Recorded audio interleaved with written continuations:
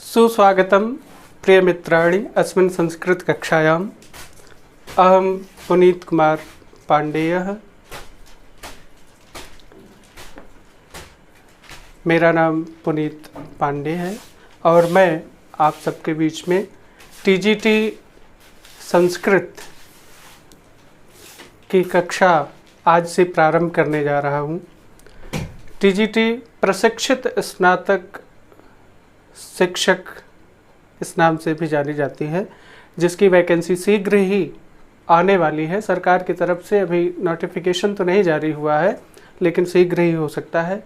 तो इस ऑनलाइन कक्षा के माध्यम से नित्या एग्ज़ाम पॉइंटर के प्लेटफॉर्म से मैं आप लोगों के बीच इस संस्कृत की क्लास को लेकर के उपस्थित हुआ हूँ। यहाँ तक संस्कृत के सिलेबस की बात है, टीजीटी सिलेबस की बात है, तो संस्कृत टीजीटी सिलेबस में मुख्य रूप से किरातार्जुनीयम, शिवराज विजय, सुख नाशोपदेश जो कादंबरी का ही एक भाग है, और बाबूराम सक्सेना द्वारा रचित संस्कृत व्याकरण है, उसके अंशों को सम्मिलित किया जाता है। इसके विस्तृत सिलेबस के लिए हम अलग से किसी दिन वीडियो बना देंगे, जिसका आपको विस्तृत ब्यौरा दे देंगे। लेकिन आज प्रथम दिवस है और इस प्रथम दिवस में हम आज आपके लिए भारवी, जो संस्कृत जगत के संस्कृत साहित्य के पुरोधा हैं, प्रतिनिधि कवि माने जाते हैं, उनके द्वारा रचित किरातार्जुनीयम के विषय में, और आज हम महाकवि भारवी के विषय में, उनके जीवन से संबंधित, उनके काव्य से संबंधित, उनसे संबंधित चर्चा करेंगे और कुछ ऐसे पिन पॉइंट्स को ध्यान में रखेंगे, कुछ ऐसे बिंदुओं पर ध्यान केंद्रित करेंगे जिनसे रिलेटेड प्रश्न इस परीक्षा में पूछे जाते हैं। सबसे पहले भारवी के जीवन से संबंधित कुछ बातें हम देख लें। उनके पिता का नाम, भारवी किस वंश के थे, ये भी प्रश्न पूछा जा सकता है। पिता माता का नाम, उनकी रचनाएं, उनका आवास, उनका समय, इन सब से रिलेटेड प्रश्न भी आते हैं। मित्रों, जैसा आप सब जानते हैं कि ज़्यादातर संस्कृत कवियों ने अपने विषय में कुछ भी उल्लेख नहीं किया है। भारवी भी उनमें अपवाद नहीं है। भारवी ने भी अपने ग्रंथों में इस प्रकार का कहीं कोई उल्लेख नहीं किया है जिससे उनके ठीक ठीक समय का या ठीक स्थान का पता लगाया जा सके।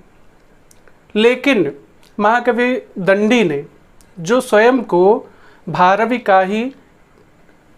को अपना पूर्वज मानते हैं, उन्होंने अपने अवंति सुंदरी कथा जो ग्रंथ लिखा है उसमें उनका उल्लेख किया है, और उन्हीं के माध्यम से ही इनके विषय में, इनके जीवन के विषय में जो कुछ भी हमें थोड़ा बहुत परिचय प्राप्त होता है वह दंडी द्वारा विरचित अवंति सुंदरी कथा के माध्यम से ही प्राप्त होता है।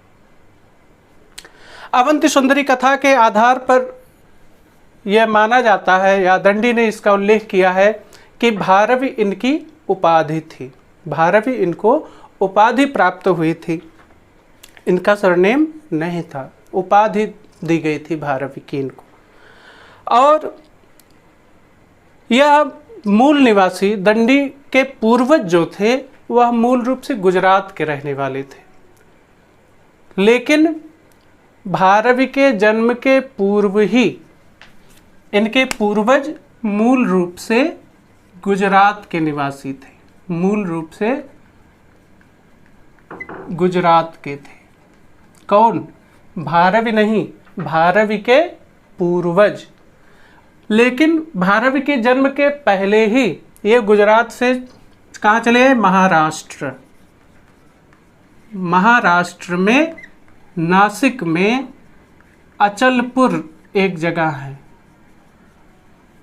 अचलपुर में आकर के इनके पूर्वज निवास करने लगे, और वही अचलपुर में ही महाकवि भारवी का जन्म हुआ था। इनके पिता का नाम नारायण स्वामी था। पिता का नाम नारायण स्वामी था। श्रीधर का भी उल्लेख मिलता है। इसलिए यदि आपके ऑप्शन में कहीं नारायण स्वामी लिखा हो तो उस पर टिक करेंगे, या श्रीधर लिखा हो तो उस पर टिक करेंगी। अगर ये दोनों लिखा है और उपयुक्त दोनों का विकल्प दिया जाता है तो हम उपयुक्त दोनों पर भी टिक कर सकते हैं। चाहे ये लिखा रहेगा चाहे ये लिखा रहेगा, दोनों में से कोई भी रहेगा तो हम इन पर टिक करेंगे। माता का नाम, माता का नाम सुशीला था। भारवी की माता का नाम सुशीला था। वंश कौशिक, भारवी किस वंश के थे? तो कौशिक वंश के ब्राह्मण थे। भारवी कौशिक वंशीय ब्राह्मण थे।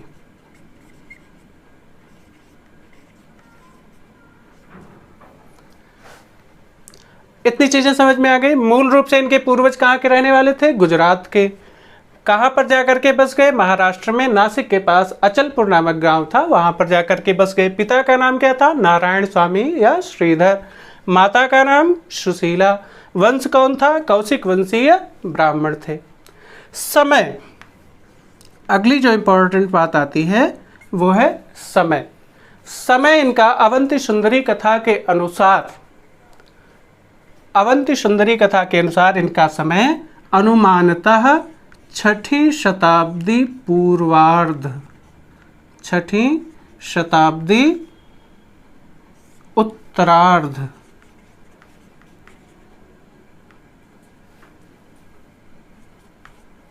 या 7वीं सदी पूर्वार्ध,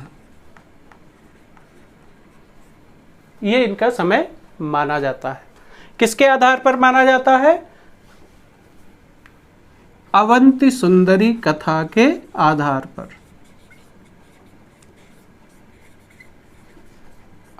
अवंती सुंदरी कथा के आधार पर इनका समय 6ठी शताब्दी पूर्वार्ध उत्तरार्ध या 7वीं सदी उत्तर पूर्वार्ध माना जाता है।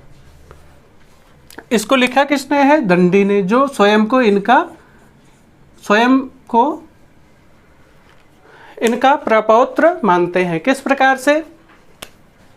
देखिए,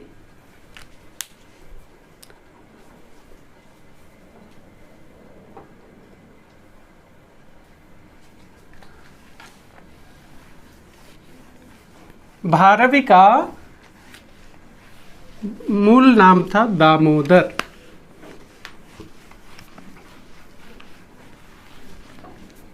भारवी का नाम था, भारवी का नाम क्या था? दामोदर। और इनके पुत्र, भारवी के पुत्र थे मनोरथ। मनोरथ के पुत्र हुए वीरदत्त।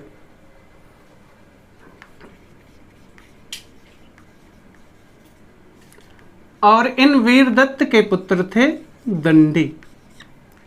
इन्होंने लिखा ग्रंथ अवंती सुंदरी कथा।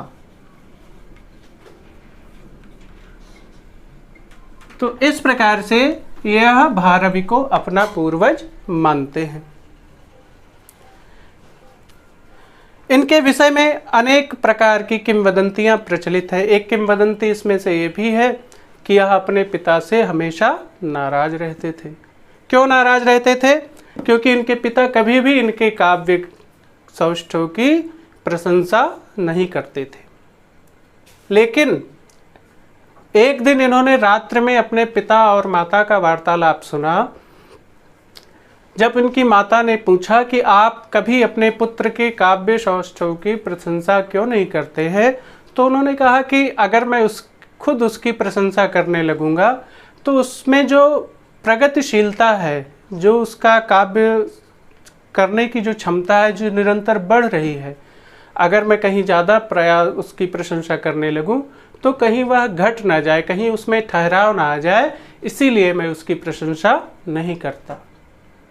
भारवी चुपचाप इस बात को सुन रहे थे। जब उन्होंने यह सुना तो उनका मन अपनी इस बात को सुन करके और यह सोच करके कि मैं अपने पिता के विषय में किस प्रकार की धारणा रखता था, और उनके मन में मेरे प्रति कैसी धारणा है, यह सोच करके इनका मन ग्लानि से भर गया और फिर उन्होंने अलग रहने का निश्चय कर लिया कि कहीं हो सकता है अनजाने में हमसे कोई अपराध हो जाए, कोई अनादर हो जाए हमारे पिता का, इसलिए यह फिर उनके साथ नहीं रहते थे, अपनी ससुराल जा करके और वहाँ पर इन्होंने आबाद रहना प्रारंभ कर दिया। एक दूसरी भी किंवदंती इनके विषय में है। कहा जाता है कि भारवी जो है धनाभाव के कारण दुखी रहते थे, इनकी पत्नी भी दुखी रहती थी। एक समय भारवी घर पर थे और उन्होंने अपनी पत्नी के हाथ में एक दोहा लिखा, एक श्लोक, दोहा नहीं श्लोक लिखा, सहसा विदधीत न क्रियाम, सहसा विदधीत न क्रियाम। यह सूक्ति उन्होंने लिखी और कहा इसे किसी हितग्राही, किसी गुणग्राही व्यक्ति के हाथों में दे आओ और उससे जो धन प्राप्त होगा उससे हमारा आगे का गुजारा होगा। उनकी पत्नी इस पट्टिका को लेकर के, इस सूक्ति को लेकर के गई और सेठ जो उनके नगर में था उसकी पत्नी ने इसको देखा और वह गुणग्राही महिला थी। उसने इस सूक्ति को, इस पट्टिका को, सूक्ति को, दोहे को, श्लोक को उनसे क्रय कर लिया और ले जा करके अपने शयन कक्ष में सुंदर अक्षरों में लिखवा कर और वहाँ टांग दिया। उस महिला का पति यानी सेठ व्यापार करने हेतु दूसरे नगर में गया था और जिस समय वह दूसरी जगह व्यापार करने जा रहा था उसकी पत्नी गर्भवती थी। लौटने में सेठ को, क्योंकि अब आज के युग तो उस समय था नहीं, 6वीं 7वीं सदी में कि हाँ आज गए 4 दिन बाद लौट आए या जब ज़रूरत हुई तो आ गए। आज भी लोग जाते हैं तो साल 2-2 साल 3-3 साल नहीं आते हैं। तो उस समय भी जब सेठ बाहर व्यापार हेतु गया तो काफ़ी समय बाद लौटा, 10-12 वर्ष बाद लौटा और अपने शयन कक्ष में गया तो देखा एक नौजवान उसकी स्त्री के बगल सो रहा है। अब क्योंकि पुत्र उसके सामने तो हुआ नहीं था, उसके जाने के बाद पुत्र ने जन्म लिया तो उसको क्या मालूम कि हमारे पुत्र है कि नहीं है। उसको बड़ा क्रोध आया, उसने शस्त्र निकाला और सोचा कि इन दोनों को काट दूंगा, लेकिन पट्टिका पर लिखा हुआ उसने देखा सहसा विदधीत न क्रियाम, यानी अचानक कोई भी कार्य नहीं करना चाहिए, बिना जाने समझे कोई कार्य नहीं करना चाहिए। उसने पत्नी को जगाया, पूछा यह कौन है। पत्नी ने बताया कि यह हमारा ही पुत्र है। अब सोचिए कितनी प्रसन्नता हुई होगी उसको। लेकिन अगर वही घटना अचानक क्रोध में, आवेश में आकर के उसने शस्त्र चला दिया होता तो जीवन भर उसको पछताना पड़ता। लेकिन उसके इस कार्य को, उसके क्रोध को, उसके वेग को रोक लिया किसने? इस एक सूक्ति ने। इसी कारण कहा जाता है कि भारवे अर्थ गौरवम, उनके द्वारा कहे गए एक एक शब्द, एक एक वाक्य अपने आप में विविध नाना प्रकार के बहुत ही हितग्राही अर्थों को समेटे हुए हैं। तो इस प्रकार से भारवी हैं। और भी नाना प्रकार की किंवदंतियां हैं, लेकिन इन सभी बातों का उल्लेख यहाँ पर नहीं किया जा सकता। जो हमारा मुख्य ध्येय है वह है इनके द्वारा रचित महाकाव्य का अध्ययन करना। कौन सा महाकाव्य है? किरातार्जुनीयम। किरातार्जुनीयम जो महाकाव्य है इसको बृहत्त्रयी में भी सम्मिलित किया जाता है। बृहत्त्रयी में 3 ग्रंथ आते हैं। एक प्रश्न ये भी आ सकता है आपके उसमें कि बृहत्त्रयी में कौन कौन से ग्रंथ आते हैं। तो बृहत्त्रयी में 3 ग्रंथ आते हैं। पहला है किरातार्जुनीयम,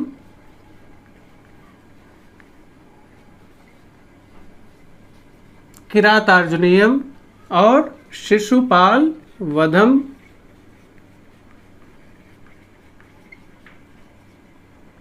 शिशुपाल वधम और नैषधीय चरितम।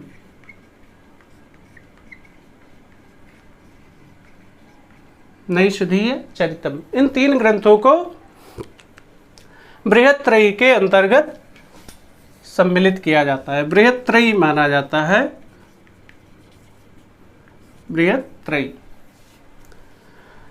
तो इसमें से हमें जो अध्ययन करना है अभी वो है किरातार्जुनीयम का। किरातार्जुनीयम में कुल कितने सर्ग हैं? कुल सर्ग, पहली बात तो आप ये ध्यान दीजिए कि यह किस में विभक्त है? सर्ग में विभक्त है। फिर कुल कितने सर्गों में विभक्त है? 18 सर्गों में विभक्त है। और हमें अध्ययन कौन से सर्ग का करना है? प्रथम सर्ग का अध्ययन करना है। अध्ययन किस सर्ग का करना है? प्रथम सर्ग का अध्ययन करना है। कुल श्लोक इसमें कितने हैं? प्रथम सर्ग में श्लोक कुल कितने हैं? 46, 46 श्लोक प्रथम सर्ग में हैं। किन छंदों का प्रयोग किया गया है? तो प्रथम सर्ग में आपके 3 छंदों का प्रयोग किया गया है, जिसमें 1 से 44 तक जो है वंशस्थ छंद का प्रयोग किया गया है। 1 से 44 तक किस छंद का प्रयोग किया गया है? वंशस्थ छंद का प्रयोग किया गया है। 45वां छंद जो है वह पुष्पिताग्रा छंद में है। 45वां श्लोक पुष्पिताग्रा छंद में लिखा गया है। और 46वां जो है वह मालिनी छंद में है। 46वां मालिनी छंद में है। तो आप इसको ऐसे भी याद कर सकते हैं कि प्रथम सर्ग में कुल कितने श्लोक हैं? 46 श्लोक हैं।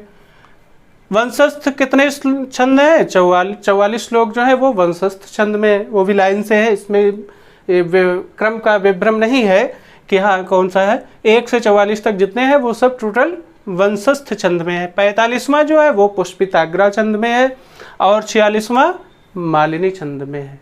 इस प्रकार से टोटल इसमें 46 श्लोक हैं।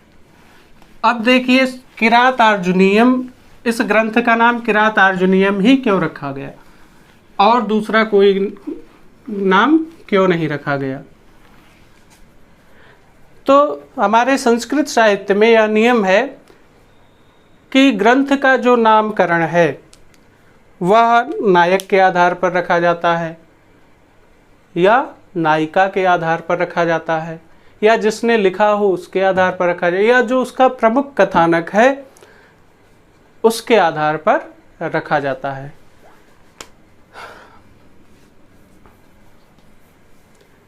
कवेर वृत्तस्य वा नाम्ना नायकस्य, कवेर वृत्तस्य नाम्ना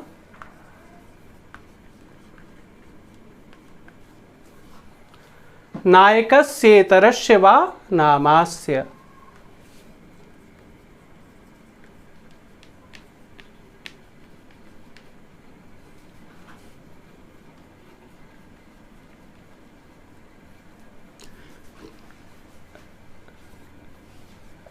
कवि के वृत्त नाम या नायक के या मूल जो कथानक हो उसके आधार पर ग्रंथ का नामकरण किया जाता है। तो किरातार्जुनीयम जो ग्रंथ है इसका मूल उद्देश्य क्या है? इसमें मुख्य घटना जो प्रस्तुत की गई है वह है किरात वेशधारी भगवान शिव द्वारा अर्जुन को पाशुपत अस्त्र की प्राप्ति, यह इसका मूल कथानक है। इसी के इर्द गिर्द इस पूरे महाकाव्य को लिखा गया है। तो इसमें इसके जो दो नायक हैं, मेन नायक, उन्हीं के आधार पर इस ग्रंथ का नाम किरातार्जुनीयम रखा गया है। किराता च अर्जुन च, यानी किरात और अर्जुन।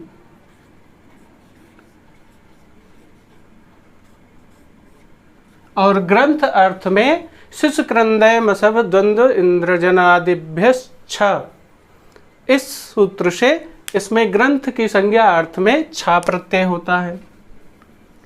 इसमें पाणिनि का सूत्र है शिशु क्रंदय मसभ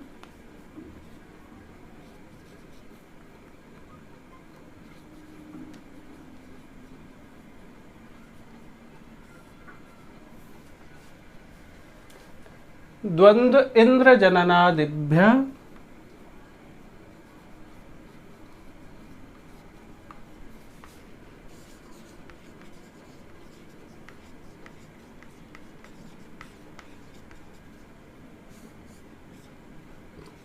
छा।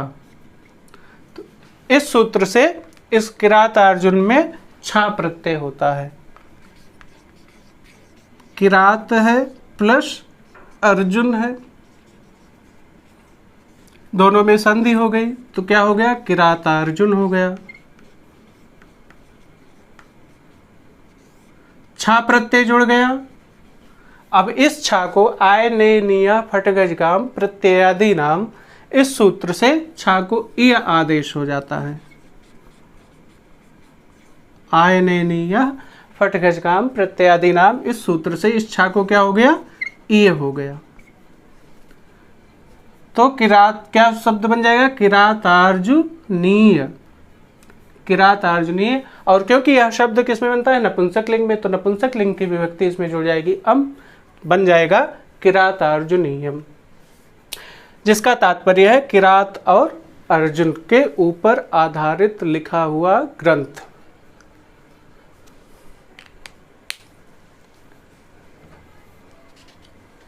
तो इस किरातार्जुनीयम की जो कथा वस्तु है, जहाँ से इसका प्रारंभ हुआ है, एक बार उस कथा वस्तु को भी देख लेते हैं।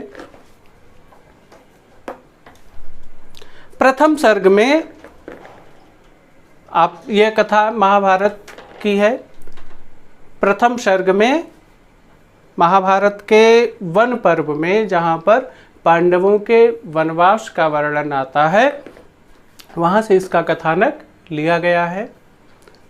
ये भी पूछा जा सकता है कि यह कथानक कहाँ से लिया गया है, तो इसका कथानक महाभारत से लिया गया है। महाभारत से लिया गया है, कहाँ से, वन पर्व से।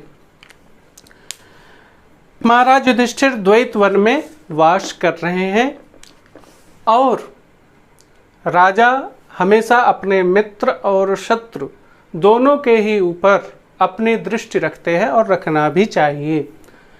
उसी प्रकार से क्योंकि युधिष्ठिर भी राजा थे, इंद्रप्रस्थ जैसा उनका बड़ा साम्राज्य था, तो भले ही वो इस समय अपने साम्राज्य को छोड़कर शर्त के मुताबिक वनवास झेल रहे थे, लेकिन उन्होंने फिर भी अपना एक गुप्तचर हस्तिनापुर में भेज रखा था, जो दुर्योधन के क्रियाकलापों पर नज़र रखे हुए था और उनकी सूचना उन्हें दिया करता था। वो गुप्तचर मिलने आया है महाराज युधिष्ठिर के पास द्वैत वन में, वहीं से इस ग्रंथ का प्रारंभ होता है। तो हम लोग पहले उस श्लोक का वाचन करेंगे। हमारे साथ आप सब भी इसका बारंबार वाचन करिए। श्रियः कुरूणामधिपस्य पालनीं प्रजा सुवृत्तिं यमयुङ्क्त वेदितुं सवर्णिलिङ्गी विदितः समाययौ युधिष्ठिरं द्वैतवने वनेचरः। श्रियः कुरूणामधिपस्य पालनीं प्रजा सुवृत्तिं यमयुङ्क्त वेदितुं सवर्णिलिङ्गी विदितः समाययौ युधिष्ठिरं द्वैतवने वनेचरः। श्रियः कुरूणामधिपस्य पालनीं प्रजा सुवृत्तिं यमयुङ्क्त वेदितुं सवर्णिलिङ्गी विदितः समाययौ युधिष्ठिरं द्वैतवने वनेचरः।